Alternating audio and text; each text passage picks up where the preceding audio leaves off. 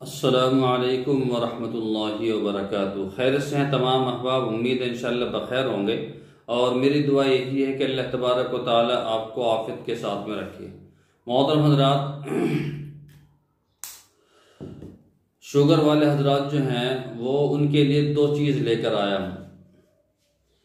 तो उसके लिए एक तो कुरान करीम की एक आयत है सूरह बनी इसराइल की, वक़ुर रब्बी अदखिलनी मुदखल सिद्क़िन वअख़रिजनी मुख़रज सिद्क़िन वजअलनी मिन लदुनका सुल्तान नसीरा, और एक नुस्खा है। तो दोनों का तरीक़ा मैं आप हज़रात को बतलाने वाला हूँ। उससे पहले आपसे दरख्वास्त है कि अगर अभी तक आपने हमारा चैनल सब्सक्राइब नहीं किया है तो बराए करम सब्सक्राइब कर लीजिए और बेल आइकन को दबा दीजिए ताकि आने वाली वीडियोस का जो नोटिफिकेशन है वो आपको मिलता रहे। देख, करना क्या है आपको ये है, जो ये आयत है कुरान करीम की, वक़ुर रब्बी अदखिलनी मुदखल सिद्क़िन वअख़रिजनी मुख़रज सिद्क़िन वजअलनी मिन लदुनका सुल्तान नसीरा, ये आपको बिला नागा रोज़ाना 11 मरतबा पढ़ के एक पानी पे दम करना है। 1 गिलास लो या आधा गिलास लो, ठीक है।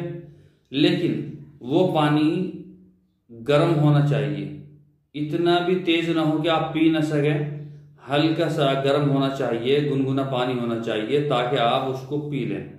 और ये सुबह के वक्त करना है आपको। सुबह को फजर की नमाज के बाद में ये आयत पढ़नी है बिला नागा। 40 दिन ये आयत पढ़नी है, 11 मरतबा पढ़ लें। अगर 11 मरतबा नहीं पढ़ सकते तो कम से कम 7 मरतबा पढ़ लें। और अगर आपने 7 मरतबा शुरू की है तो आखिर तक 7 मरतबा हो। अगर 11 मरतबा पढ़नी है तो 11 मरतबा आखिर तक 40 दिन तक होने चाहिए।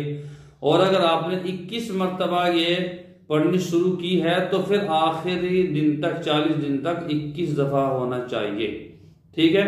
अब करना कि आपको गिलास में जो पानी लेना है वो नीम गर्म पानी, मतलब ठंडा नहीं ना ज्यादा गर्म, नीम गर्म होना चाहिए, हल्का गुनगुना पानी, उसमें फूंक मारनी है, ठीक है। इसको पड़ गए और सारा पानी नहीं पीना, थोड़ा सा पानी छोड़ना है। 1 बोतल लें और वो बचा हुआ थोड़ा सा पानी रोजाना उसमें गिर दिया 1 बोतल में, बाकी का उसमें से पी लें। ये अमल करें, ठीक है। और जब ये आपका पूरा अमल हो जाए तो उसके बाद में जो पानी इकट्ठा हो गया है बोतल में, तो उसमें मिलाते रहें, पीते रहें, मिलाते रहें, पीते रहें, ठीक है। ये अमल तो हो गया कुरान करीम की जो आयत है उसको पढ़ने के, उसके फ़ायदे और बहुत ज़्यादा हैं और उसकी बरकत से इंशाअल्लाह से हो जाएगा। दूसरे देसी नुस्खा जो है वो ये है कि आप जो है करेले ले लें, करेले, ठीक है। हरे करेले ले लें और उसका छिलका ऊपर से हल्का हल्का उतार दें। छिलका उतार दें हल्का हल्का, ठीक है, किसी भी चीज़ से। हालांकि वो बहुत सख्त होता है, छिलका कैसे उतारें, लेकिन आपको घिसना है हल्का हल्का ऊपर से, ठीक है। ऊपर का जो हिस्सा है ना वो हल्का सा छिलका वो उतारना है आपको किसी भी तरीके से। और उसके फिर टुकड़े कर दीजिए, काट दीजिए बीज समेत। बीज फेंकना नहीं है, बीज में से 2 टुकड़े कर दीजिए उसके और उसको सुखा लीजिए, ठीक है। उसको सुखा लीजिए और बीज समेत सुखाना है नहीं। जब वो बिल्कुल आपको लगे सूख गया, बिल्कुल कड़क हो गया, फिर आप उसको कूट कर बारीक पीस लें या मिक्सी में गेल लें, उसका पाउडर बना लें, बिल्कुल बारीक पाउडर। अब रोजाना सुबह को रोजाना आधी चम्मच गुनगुने पानी से उसको ले लें, आधी चम्मच। तो आप जो है ये शुगर के लिए भी है, ब्लड प्रेशर के लिए भी है, और जो टेंशन होती है ना उसकी बदन में हड़कल वगैरह होती है उसके लिए भी है। कई चीजों में ये काम करता है। बहुत ही शानदार और जानदार ये नुस्खा है।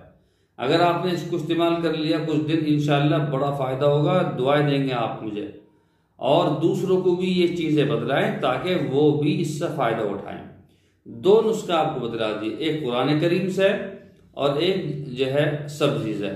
तो आप दोनों कर लें तो और बेहतर है, दोनों कर लें तो और बेहतर है। मैं तो ये कहता हूं कि ये पानी जो है गुनगुना पानी, करेले का जो सफूफ आप खाएंगे वो पढ़े हुए पानी से खा लें तो बेहतर है, ठीक है। पहले नमाज के बाद में वो पढ़ें, पानी को फूंक मारें और फिर जो है करेले का सफूफ लें, उस पानी से ही आप वो करेले का सफूफ खा लें तो मज़ा आ जाएगा। तो आपको जोन सा दिल करे वो कर लें, या दोनों दिल करे दोनों कर लीजिए, बहुत ही शानदार और जानदार है। ठीक है, कल इंशाल्लाह फिर मुलाकात होगी नए नुस्खे के साथ में। दुआओं की दरख्वास्त है, खुसूसी दुआओं की दरख्वास्त है। ठीक है इंशाल्लाह। अस्सलामु अलैकुम वरहमतुल्लाहि वबरकातुहू।